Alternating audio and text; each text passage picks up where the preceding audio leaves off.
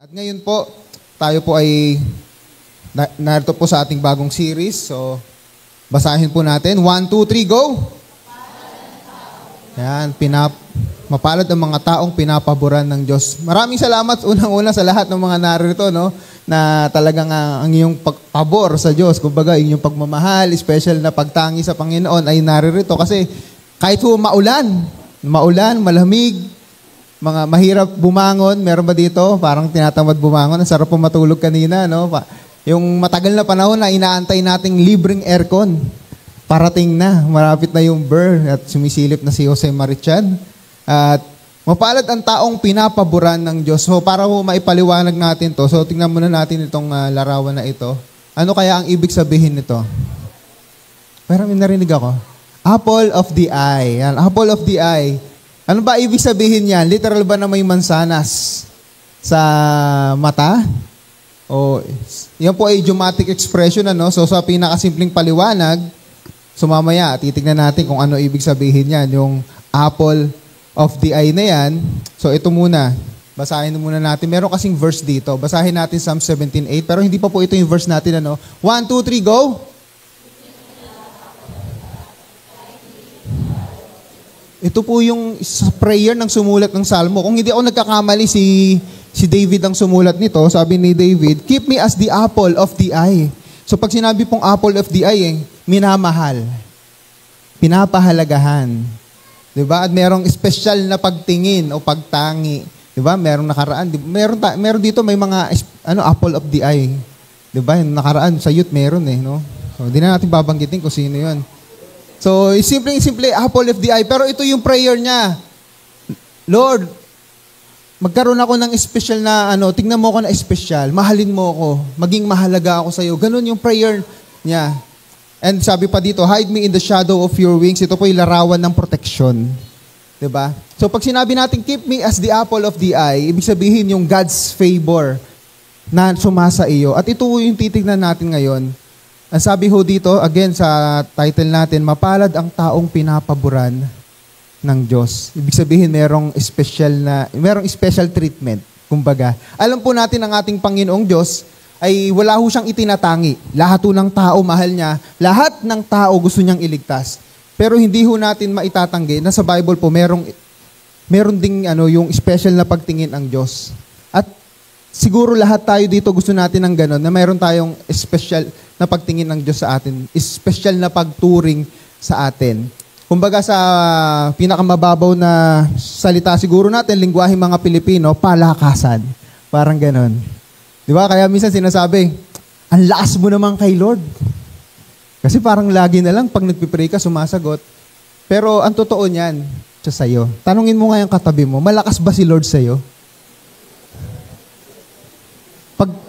Tingnan natin Kung talaga malakas si Lord sa'yo, pag sinabi ba ni Lord na magbasa ka ng Bible, nagbabasa ka, sagutin mo lang sa isip. Okay? Halimbawa, sabi ng Holy Spirit sa puso mo, mag-pray ka naman, mamaya ka na manood. Inuuna mo ba? Minsan akala natin akala natin gano'n na lang kadali, kumbaga. Merong effort, kailangan malakas ho si Lord sa atin. At again, ito po yung kailangan natin gawin para magkaroon tayo ng pabor o special na pagtingin ang Diyos sa atin. At ito po yung ating talata ngayon. So, I invite everyone na tumayo. Basahin po natin ang Psalms chapter 1 verse 1. Mamaya, babasahin natin yung Tagalog nito. 1, 2, 3, go! How blessed is the man who does not walk in the counsel of the wicked, nor stand in the path of sinners, nor sit in the seat of scoffers. And let us pray.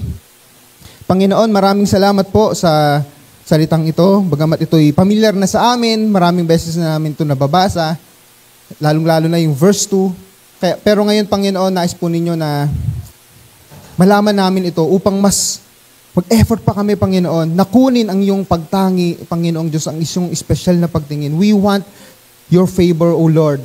And sa aming pag-aaral po ngayon, Panginoon, maisabuhay namin ang hamon at mensahe nito. Salamat po, Lord God, sa pangalan ni Jesus. Amen. Tayo po lahat ay maaari pong umupo.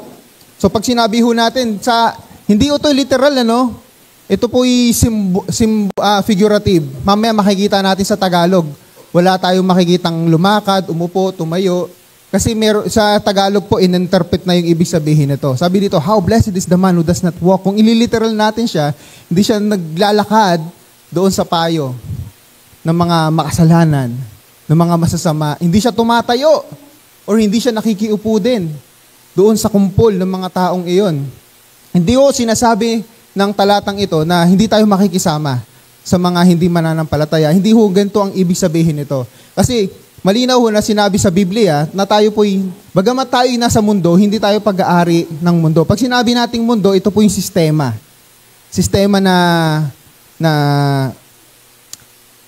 opposite sa kalooban ng Panginoong Diyos o sa mamamaraan ng Panginoong Diyos. So ano ba yung ibig sabihin nito na tayo ay does not walk in the counsel of the wicked or not stand in the path of the sinners nor sit in the seat of his scoffers. So ngayon, mamaya, alamin muna natin ngayon kung sino yung taong pinapaboran ng Diyos.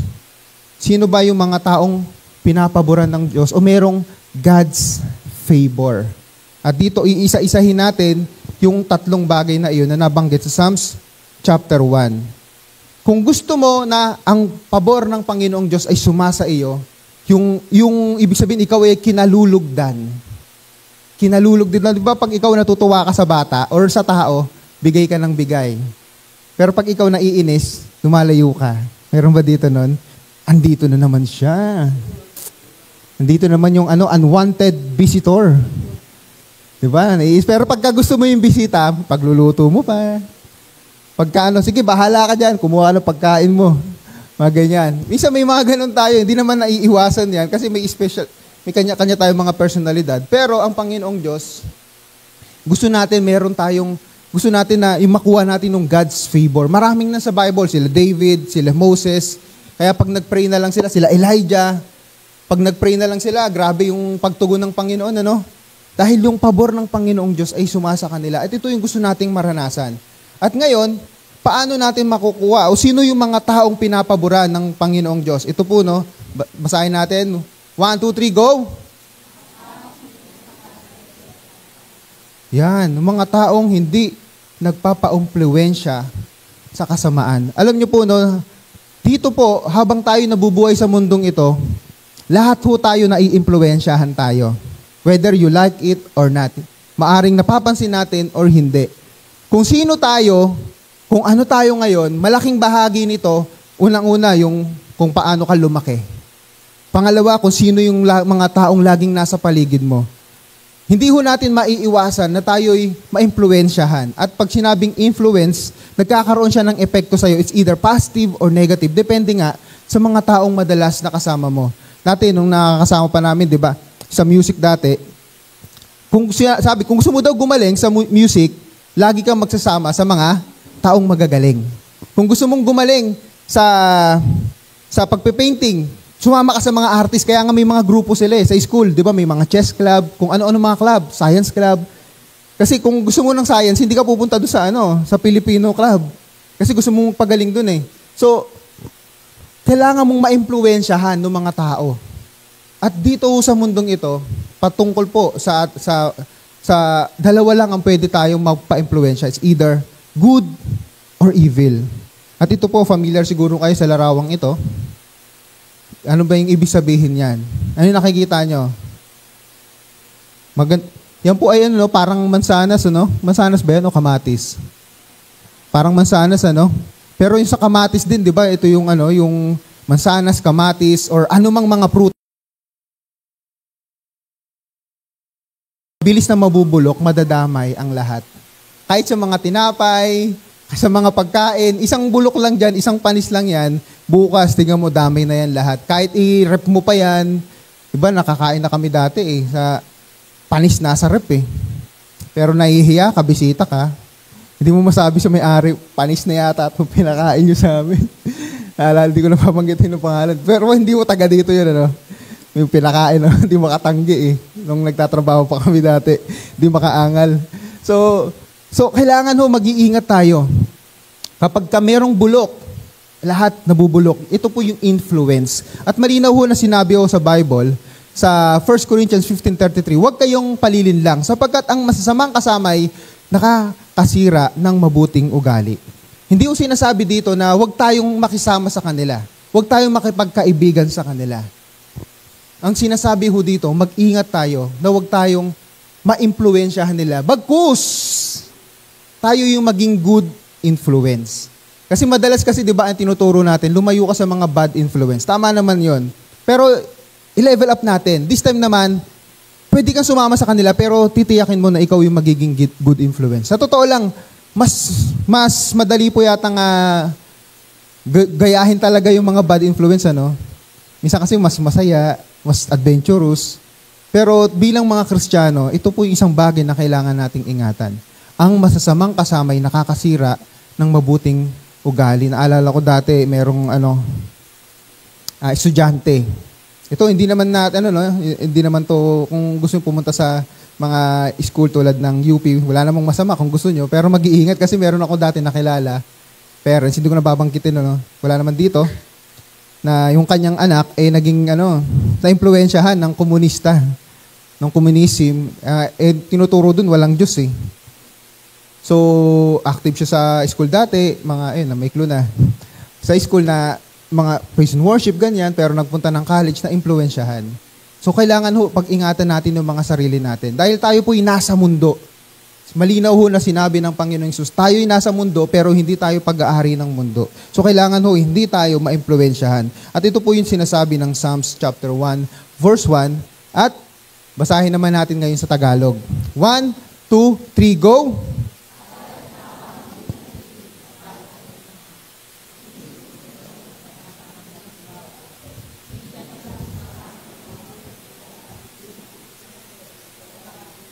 Yan, tatlong bagay po na kailangan nating gawin. Kasi ang tanong natin, sino ang mga taong pinapaboran ng Diyos? Siyempre, yung mga taong hindi nagpapa-impluwensya sa kasamaan. So ngayon, ano ang kailangan nating gawin para hindi tayo ma-impluwensyahan ng kasamaan? Lalong-lalo na ngayon, ito po yung laganap. Ito po yung kailangan nating gawin. Huwag magpa-impluwensya sa udyok ng kasamaan. Number 1, ito po yung gagawin natin. 1, 2, 3, go! Yan. Sabi po sa verse na binasa natin, Psalms chapter 1, verse 1, does not walk in the counsel of the wicked. Sa Tagalog, ininterpret niya na. Hindi nakikinig sa payo ng masama. Thank you, bro. Ang payo po, napakaganda. Di ba? Napaka-positibo niya eh. Kung titingnan mo, dapat lagi ka nakikinig sa payo ng mga kaibigan mo. Pero kailangan sa pakikinig ng payo, meron tayong wisdom. Sapagkat hindi lahat ng payo ay tama. Hindi lahat ng payo ay maganda. Di ba mayroong story sa Bible nung namatay na si King Solomon? Kung maalala nyo, kung nagbabasa kayo ng Bible, nabasa nyo ba yan? Kung nagbabasa kayo ng Bible, malalaman natin, di ba? So, yung sinabi doon, si King Solomon, namatay siya, so yung kanyang anak, yung naghari, pumalit sa kanya. So, mayroong dalawang klaseng mga matatanda na may mga tao na nag-request, gaanan mo naman yung trabaho namin. Humingi siya ng payo sa matatanda. Sabi, sige, pagbigyan mo sila kasi mamahalin ka nila. Humingi siya ng payo sa mga kabarkada nila. Hindi, kailangan, kung malupit ng tatay mo, dapat mas malupit ka. So, after 3 days, sinunod niya yung payo ng kanyang mga kaibigan at hindi yung payo ng matatanda. So, hindi lahat ng payo ay maganda. At dito po nilinaw, hindi nakikinig sa payo ng masama. Bakit? The moment na pakinggan mo yung payo ng masama, diyan nagsisimula yung influence. Lalong-lalo na tayo, di ba? Minsan, yung pakikinig natin, minsan matalas, Kasi sabi nga nila, mga Pilipino daw, malakas daw pandinig. Pwede daw CCTV. Yung madalis nating masagap yung mga balita, yung mga naririnig natin. Paano kung yung madali tayong maniwala sa mga naririnig natin? So dapat meron tayong righteous judgment na tinatawag. Alam niyo po, meron po sa Bible kung saan siya po ay naging masamang hari dahil sa pakikinig sa masamang payo. Si King Ahab po at ang kanyang asawang si Jezebel. Ano yung nangyari kay Ahab? Alam niya natin ito, isa siya sa pinakamasamang hari ng Israel. Paano siya naging masama? Sabi ho dito sa 1 Kings chapter 21 verse 25. Dahil sa mga sulsol ni Jezebel, Walang nakapantay sa mga kasamaang ginawa ni Ahab sa paningin ni Yahweh. Si King Ahab, naging napakasamang hari. Siya yung pinakamasamang hari ng Israel dahil sa sulsol ng kanyang asawa. Kaya sa Bible, no wonder bakit nilinaw sa Bible, sa pagpili natin ng mga kapartners, pagpili natin ng mga kaibigan, kailangan mag-ingat tayo. Ito po yung dahilan. Kasi, for example po, yung diba sabi, don't fellowship with someone na hindi kumikilala. Sa Panginoon, ano ba ibig sabihin ng fellowship? Sharing of life. You are sharing life with another person, especially sa mag-asawa. Kung anong meron ka, isi-share mo sa kanya. Kung anong meron siya, isi-share niya sa'yo. At meron tinatawag na transference of the Spirit, kung saan yung nagkakapareho kayo. Hindi nyo naman malaya, nagkakapareho kayo ng ugali, personality. At dito po, sa case ni Ahab, siya po'y naging masamang hari dahil sa sulsul ni Jezebel. Napakahalaga po niyan. Bakit po? Sabi sa Bible, faith comes from hearing. At babalik ta rin natin yon. Yung disloyalty, di ba, comes from hearing also. Kung yung napapakinggan mo, mga masasama, yung mga masasamang balita sa paligid, yung mga masasamang sulsol, dyan din nagsisimula yung disloyalty sa Panginoon. So makikita ho natin isang halimbawa po dito, kila Joshua and Caleb and the 12 spies. Ano po nangyari dyan? Sa Numbers chapter 13, di ba, pinapunta ni Moses, mga 12 spies, punta kayo doon sa Kanaan, o ngayon tinatawag nating bansang Israel, para mag-spy kayo. Ano ba yung nangyari? Ano yung strategy gagawin natin? Ano ba meron dyan? To make the story short, maganda yung lugar, pero merong mga nagbalitang hindi maganda. At itong hindi magandang balita, ito yung pinakinggan ng mga Israelita. Sabi ho dito, sa verse 31, ngunit sinabi ng mga tao na sumama kay Caleb para mag-espiya, ibig sabihin yung 10 tao, 10 espiya, hindi natin makakaya ang pagsalakay sa kanila dahil mas malakas sila sa atin. Okay naman sana, sabihin mo, mas malalakas sila, mas makapangyarihan sila, kaso nagdeklara na sila ng hindi magandang balita. Ano ito? Hindi natin makakaya. Maganda yung balita nila una dito, yung lalaki ng mga prutas, ang lalaki ng mga ubas, maganda yung lupain, pero sabi dito, hindi natin makakaya ang pagsalakay sa kanila. Okay lang sabihin mo, mas malakas sila sa atin eh. Di ba yung katulad ng sinabi nila, kung mababasa natin ng mga kabuuan nito, sila Joshua and Caleb, yes, mas malakas sila, mas makapangyarihan sila, pero kakayanin natin sila sa tulong ng Panginoong Diyos. Ganun sana eh. Kaso nag-discourage yung mga tao, sabi dito sa verse 32, at ipinalaganap nila sa mga Israelita ang masamang balita tungkol sa lupain na kanilang tiningnan. Ito ang kanilang sinabi, hindi maganda ang lupain nakita namin doon at hindi lang iyan, malalaki ang mga taong nakita namin doon. Sobrang tangkad. So mag-iingat ho tayo sa mga napapakinggan natin sa paligid natin. Kaya minsan, di ba, may mga kakilala ba kayo minsan? Minsan nagde-deactivate ng Facebook. Minsan nagde-deactivate ng mga social media nila. Kasi nga, magbubukas ka ng social media mo para ang papangit ng mga naririnig mo, ang papangit ng mga nakaka-discourage na mga yung napapanood mo. At tayo po, yung mga napapakinggan natin, malaki po ang ambag niyan kung paano tayo naiimpluwensyahan. At to make the story, continue nating story, sabi dito sa Numbers 14, dahil doon sa narinig nilang balita, ano nangyari? Nalungkot ang buong bayan ng Israel at magdamag na nag-iyakan. Nalungkot sila. Just imagine saan sila galing? Galing sila ng Egypt. Nasaksihan nila, na-experience nila yon. Bumukas yung dagat. Nagpakita ang Diyos sa bundok ng Sinai, sa Horeb. Lahat ng yon nangyari. Pero, para bang nakalimutan na nila agad kung gaano makapangyarihan ng Diyos sa buhay nila, kung ano yung ginawa ng Diyos sa buhay nila. Ganon din tayo. That's why very important, paligiran mo yung mga sarili mo ng mga positibong tao. Hindi yung positive sa drugs, Baka linawin lang natin. Baka positibo. Sabi ng pastor namin, nahanap daw kami ng positibo. Baka mamaya, next Sunday, dilat na kayo dito, Wow, yung mga inaantok.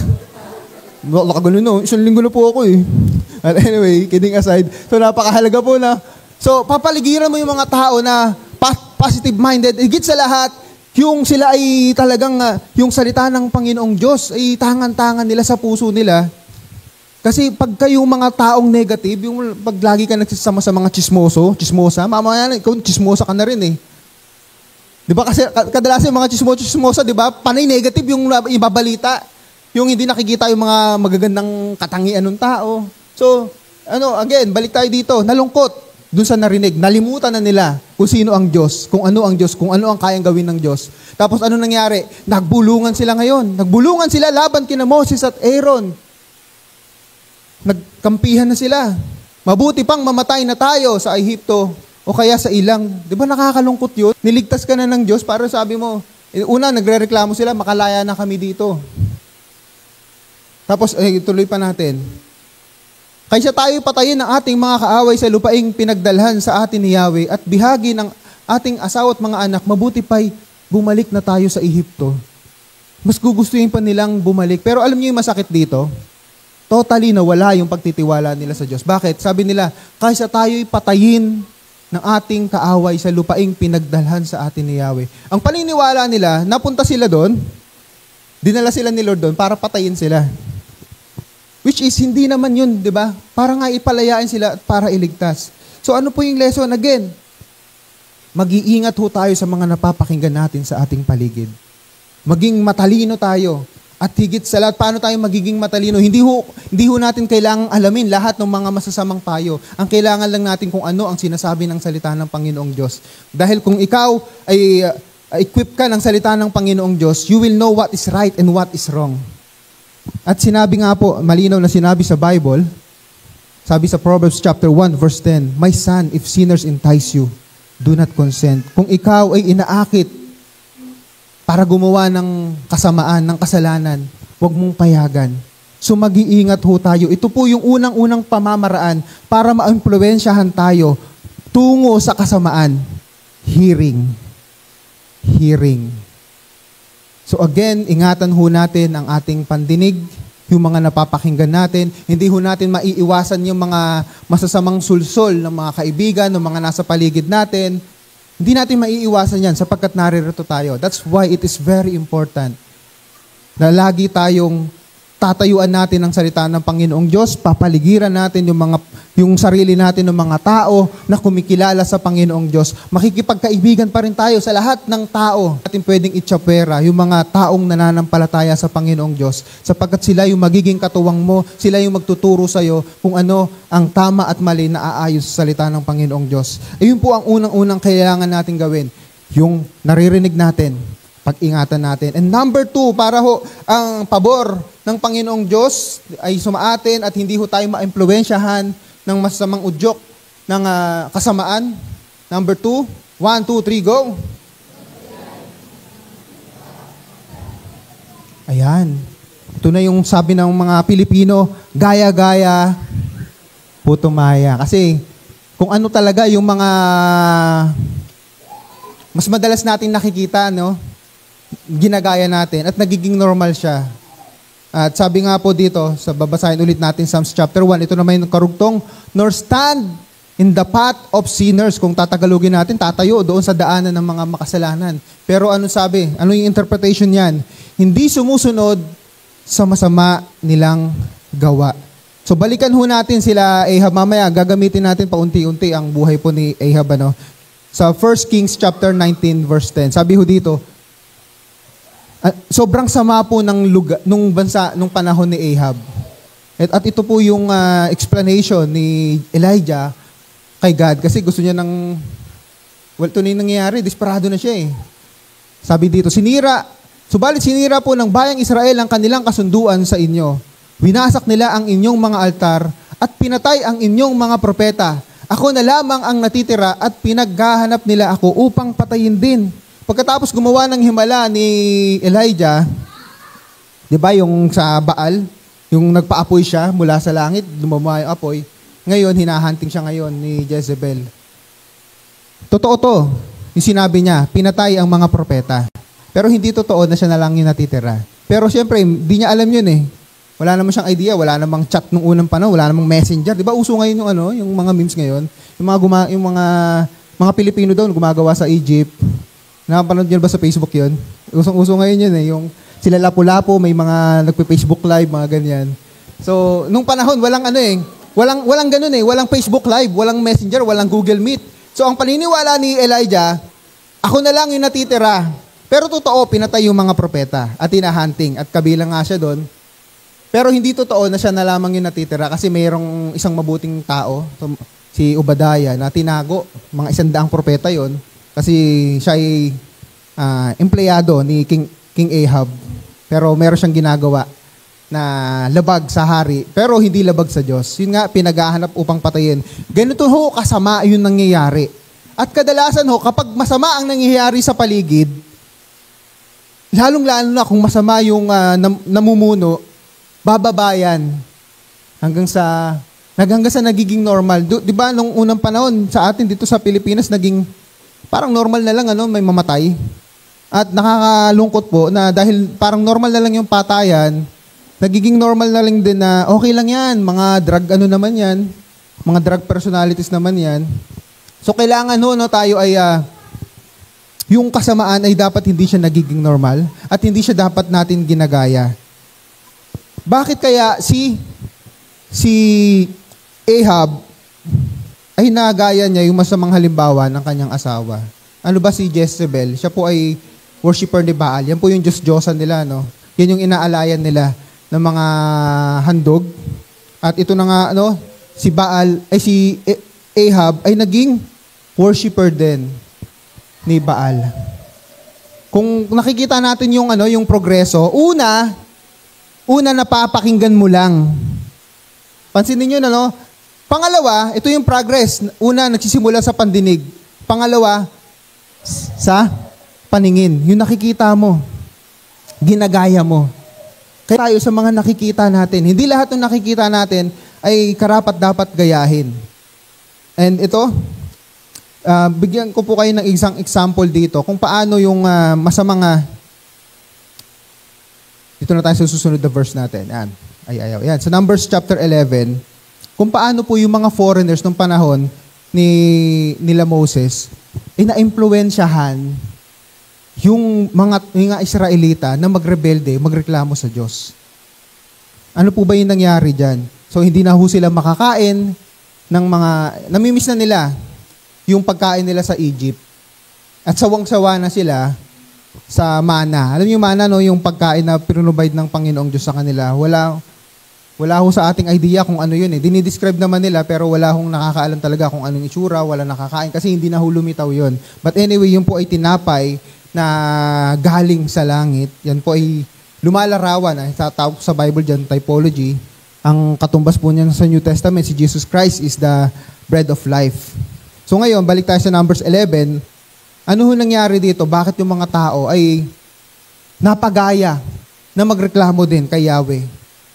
May mga grupo ng dayuhan na sumama sa mga Israelita na naghahanap ng mga pagkain gusto nilang kainin. At sumali pati ang mga Israelita na nagreklamo.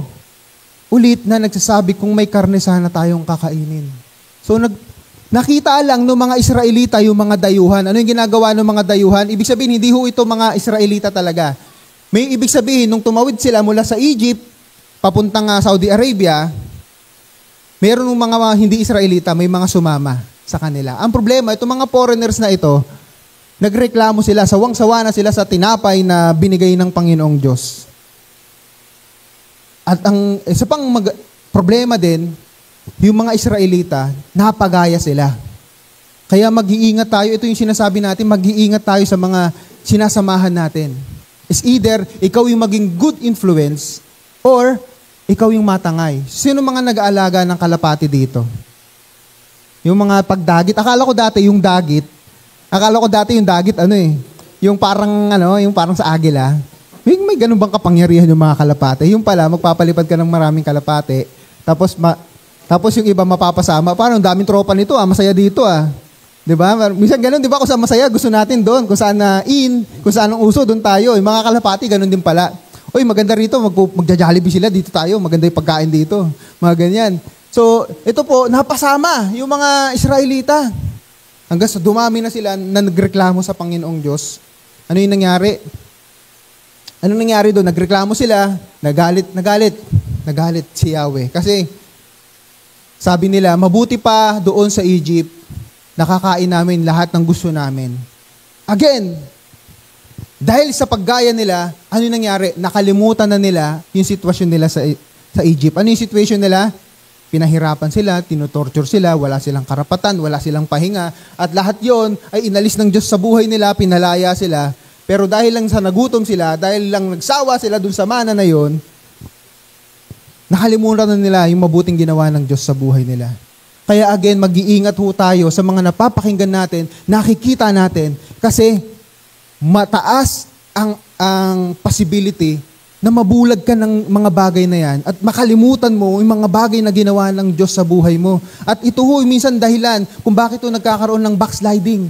Kasi pagka problemado tayo, parang hindi natin nakikita kung sino ang Diyos sa buhay natin. Napakadali na lang makinig sa mga masasamang payo. Napakadali na lang gayahin yung mga masasamang halimbawa na nakikita natin. Diyan nagsisimula yung progress ng pagtalikod. Yung progreso, yung step by step. Nagsisimula lang sa pandinig. Ngayon nakikita mo na at ngayon, dahil nakikita mo na, ginagaya mo na. Malinaw ho na sinabi sa Bible, sa Romans chapter 12 verse 2, huwag ninyong tularan ang mga pag-uugali ng mga tao sa mundong ito. Hayaan ninyong baguhin kayo ng Diyos sa pamamagitan ng pagbabago ng inyong mga isip. Upang malaman ninyo ang kalooban ng Diyos kung ano ang mabuti, ganap at kalugod-lugod sa kanyang paningin. Malinaw ho, no? Huwag ninyong tularan ang pag-uugali. Sabi ko sa English, do not conform to the pattern of this world. Yung sistema, pamamaraan ng mundong ito, huwag natin gagayahin. Sa halip, sabi, magbago ng isip. Paano yung gagawin natin? Balikan natin kung sino ang Diyos sa buhay natin. Balikan, pag tayo nakakaramdam ng panlalamig, nakakaramdam na parang natatangay na tayo ng sistema ng mundong ito, be still. Sabi sa Bible, be still and know that I am God. Magkulong ka sa kwarto mo. Matthew chapter 6 verse 6. At ang Diyos na hindi mo nakikita, ang siyang naroroon, nakikita ang ginagawa mo. Manalangin ka. Kailangan sa isip ho nagsisimula. Balikan natin, alalahanin ulit natin yung mga bagay na ginawa ng Diyos sa buhay natin.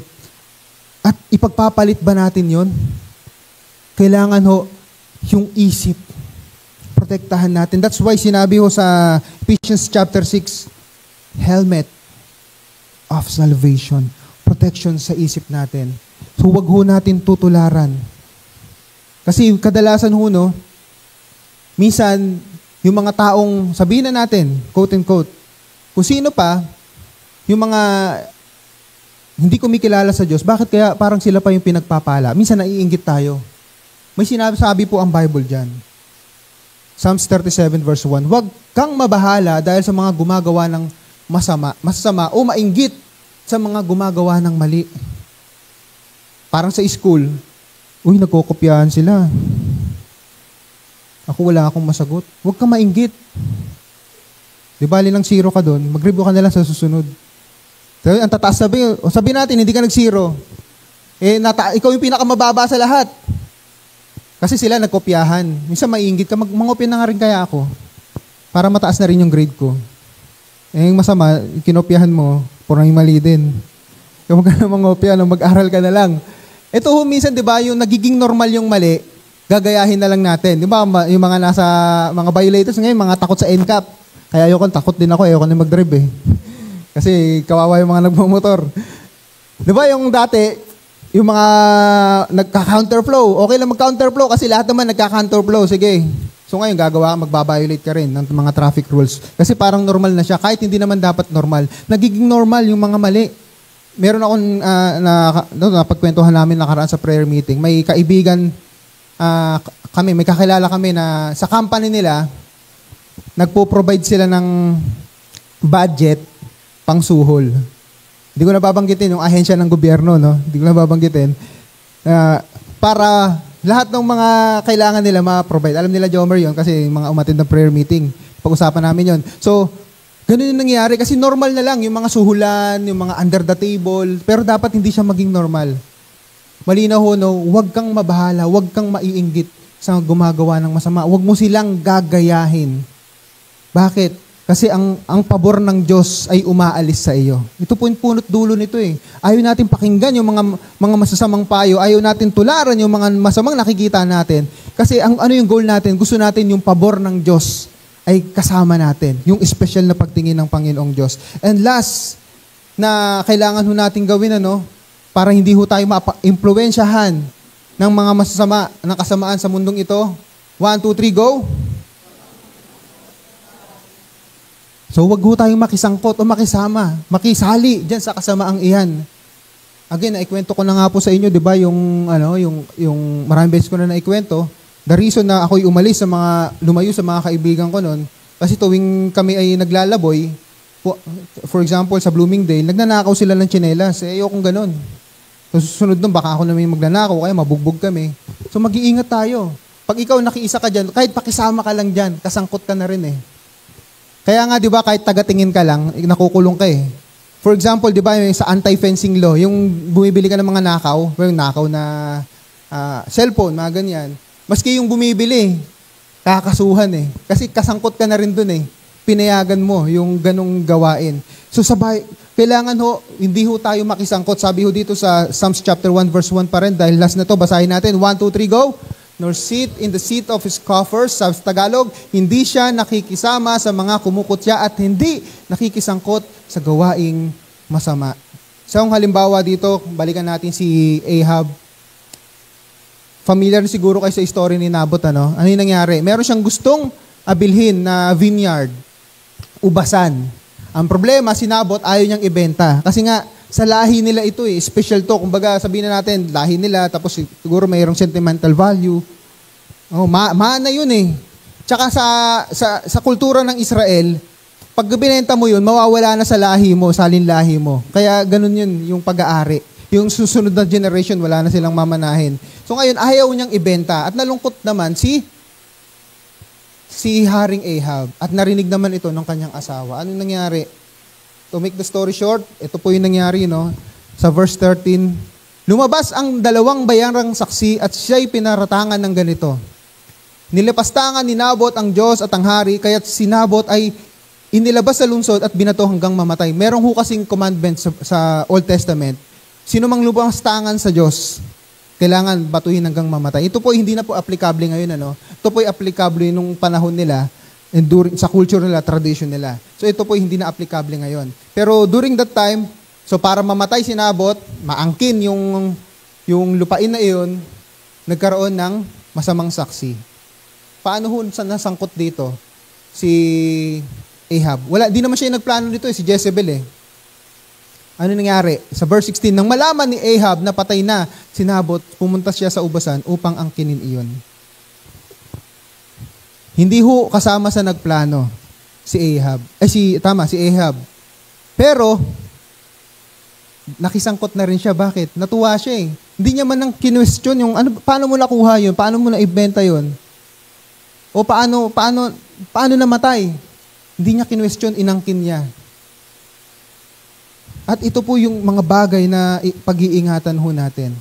Yung tatlong yun, yung pakikinig, yung makikita natin, wag natin tutularan, at kasi yung pangalawa, 'di ba, nakikita mo, ginayahan mo lang. Dito sa pangatlo, bahagi ka na eh. Isa ka na rin sa mga nagpaplano, isa ka na rin sa mga mastermind. Yung level yung level ng pagiging yung corruption ng karakter ng tao. Na ito po yung ginagawa natin, yung pabor ng Diyos ay lumalayo sa atin, nawawala sa atin. Kaya nga sabi dito sa verse na ito, ituloy natin, dahil sa mga sulsul ni Jezebel, walang nakapantay sa mga kasamaang ginawa ni Ahab sa paningin ni Yahweh. At sabi pa sa susunod, ginawa niya ang mga mahalay na kasalanan sa pamamagitan ng pagsamba niya sa mga Diyosan. Again, sa lahi ng mga Israel, wala hong sumasamba sa Diyos-Diyosan sa kanila sapagkat ang utos sa kanila si Yahweh lamang ang kanilang Diyos. Pero nagkaroon siya ng asawa na sumasamba sa Diyos-Diyosan. Eventually, si Ahab ay naging ganun na rin, ang kanyang lifestyle. Gaya ng mga Amoreo na pinalayas ni Yahweh noong pumasok ang bayang Israel sa lupaing iyon. At ito po ang nangyari dito, lumitaw si Elijah at siya ay, kasi nagkaroon ng prophecy ang Diyos. Binalaan. Ito yung mangyayari sa future mo. Mapaparusahan ka. At si Ahab naman siya ay nagsisi, sabi dito, verse 27, nang marinig ni Ahab ang mga sinabi ng propeta, pinunit niya ang kanyang damit, nagsuot ng damit panluksa, kahit sa pagtulog, nag-ayuno siya bilang tanda ng malaking kalungkutan. After nung namatay si Nabot, lumitaw si Elijah, nagbigay ng warning ang Diyos, nagsisi si Ahab. So kung titignan natin yung karakter ni Ahab, actually meron pa siyang meron din siyang kaaway, naawa siya, hindi niya pinatay Maaring siguro may mabuting puso, may bahagi ng puso ni Ahab na may kabutihan din. Pero dahil yung taong kanyang kasama, kanyang ka-fellowship araw-araw, ka-share ng buhay, malaking bahagi, impluwensya noon, bakit siya naging masamang hari, pinakamasamang hari. Kaya iingat tayo sa mga taong kasama natin palagi. Dahil yung mga taong kasama natin palagi, yan yung mga naaring makarinig tayo ng mga hindi magagandang payo, nakakita tayo ng mga hindi magagandang halimbawa, o pangatlo ay maaring maging kasangkot na rin tayo sa mga gawaing masama. Si Ahab, nagsisi siya. Sabi pa nga, ito yung, paanong mapapatunayan natin nagsisi? Ito yung sabi ni Yahweh. Napansin mo ba kung paano nagpakumbaba sa harapan ko si Ahab? Sapagkat nagpakumbaba siya, hindi ko itutuloy ang parusa sa kanya habang siya'y nabubuhay. Ngunit pagkamatay niya, paparusahan ko ang kanyang angkan. So hindi ho paparusahan dahil sa kanya, kundi dahil yung kanyang angkan ay sinusundan ng kanyang halimbawa. Ganun po yun. So hindi dahil kalahi niya, hindi ganun. So kaya ang lesson ho sa atin dito, again, mag-iingat tayo sa mga bagay na napapakinggan natin, nakikita natin, huwag natin tutularan, at huwag tayong makisangkot, makiisa doon sa mga gawaing masama na ito. At bilang summary, basahin ho natin, summary natin, review. Sino ang taong pinapaboran ng Diyos? Kung gusto natin, ang God's favor ay nasa atin, yung special na pagtingin ng Diyos sa atin, kung gusto natin na malakas tayo kay Lord. Sabi dito sa Psalms chapter 1, ito yung kailangan nating gawin. Unang-una, ang mga taong hindi nagpapa-impluwensya sa kasamaan. Huwag tayong magpa-impluwensya sa udyok ng kasamaan. Paano? Huwag pakinggan ang masasamang udyok sa paligid. Huwag gayahin ang masasamang halimbawa na laganap sa paligid. Huwag makisangkot sa gawaing masama. Gusto ko pong i-share sa inyo to. So napakagandang halimbawa ito. So ito muna ang conclusion, basahin natin. 1, 2, 3, go!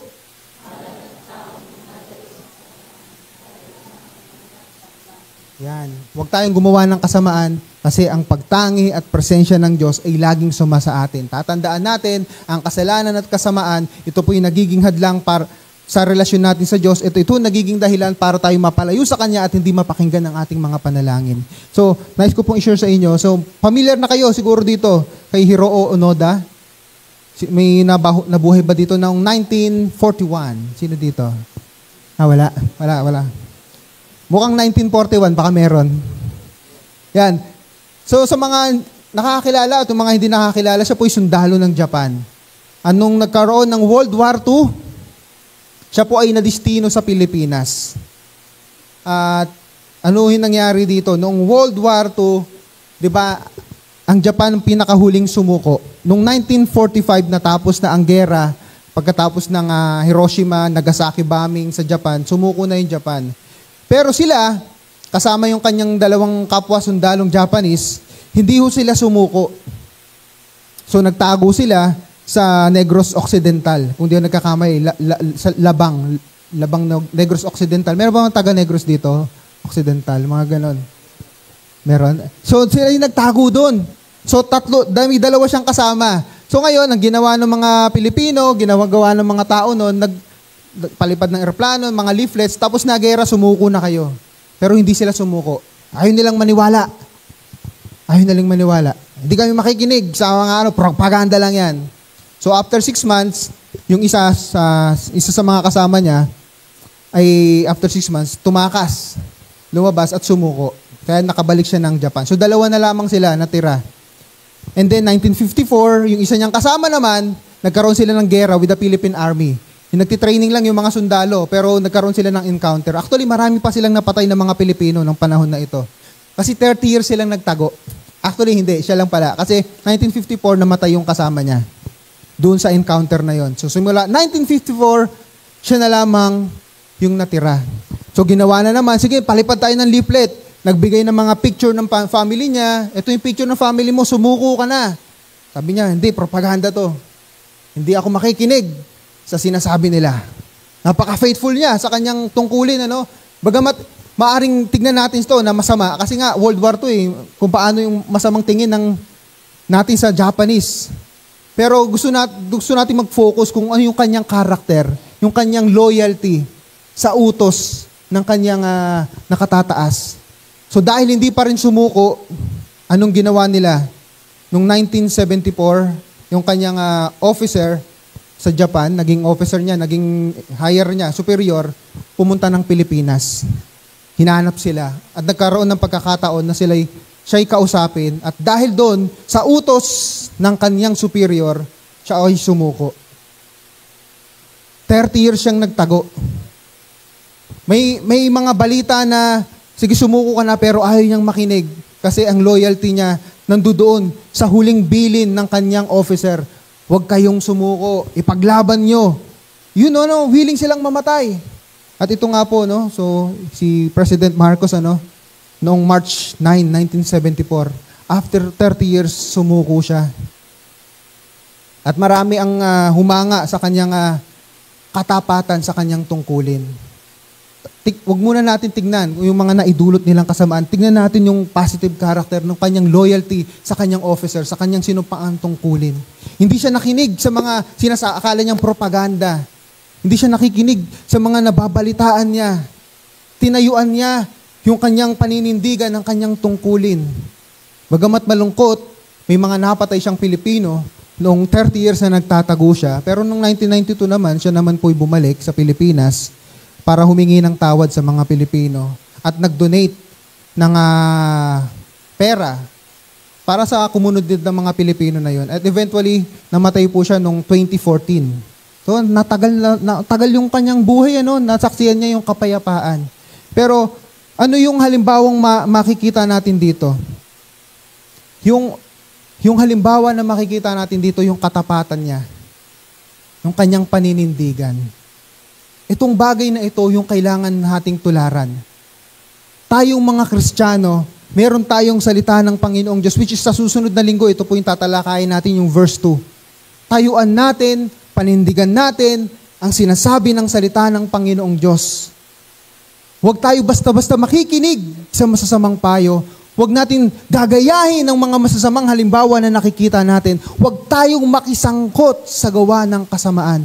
Sapagkat tayong mga Kristiyano, ang tawag sa atin, sabi sa 2 Timothy chapter 2, tayo tulad ng mga sundalo ni Kristo. At bilang mga sundalo ni Kristo, wala tayong yung mga bagay na makakapag-alis sa paningin natin kay Lord Jesus Christ, sa goals natin bilang mga Kristiyano, kailangan aalisin natin, kailangan nakafix ang eyes natin sa ating Panginoong Jesus. Sapagkat bilang mga Kristiyano ni Kristo, ang tayo po, si Jesus ang ating commander-in-chief. Tayo po lahat ay tumayo at ideklara natin that we will stand on our feet. Tatayuan natin, paninindigan natin ang ating pananampalataya kay Kristo. At isang maging magandang inspirasyon natin, bakit tayo tatayo para kay Kristo? Sapagkat gusto natin maranasan, makuha ang pabor ng Diyos sa buhay natin. Kagaya ng tanong natin kanina, malakas ba si Lord sa'yo? Gaano kalakas si Lord sa'yo? Ang unang-una kong kailangan natin gawin sa liwanag ng Psalms chapter 1 verse 1, lumayo tayo sa kasamaan. Lumayo tayo sa udyok ng kasamaan. Nakita natin yung progress, hearing, seeing, and then lastly, ikaw na ngayon, nagiging promotor ka na ng kasamaan. At bilang mga Kristiyano, hindi tayo magiging asin at ilaw sa sanlibutang ito kung hindi natin papakinggan ang utos sa Psalms chapter 1, verse 1. We need to make a stand. Sapagkat ang ating Panginoong Hesus, nanindigan siya para sa atin. Ipinaglaban niya tayo sa krus ng Kalbaryo. We thank you, Lord Jesus Christ. Maraming salamat ho, Panginoong Diyos. We want your favor. We need your presence. We need your blessings, O Lord. Pero lahat ng ito, Panginoon, yung blessing na ito, malinaw na sinasabi po sa Bible, these are conditional. Your grace and love is unconditional. Pero yung special na pagtingin, Panginoon, these things are conditional. Malinaw na sinasabi sa iyong salita, bilang mga mananampalataya mo, Panginoon, kailangan lumayo kami sa lahat ng anyo ng kasamaan. 1 Thessalonians chapter 5, verse 21 and 22. Magagawa namin yun kung hindi kami magpapa-impluwensya sa mga masasamang payo na naririnig namin, sa mga masasamang nakikita namin sa aming paligid. O Lord, nais naming tayuan ng iyong kalooban. Nais naming tayuan ng iyong salita, Panginoong Diyos. So Lord, bless us, so Father God, in Jesus' name, hallelujah.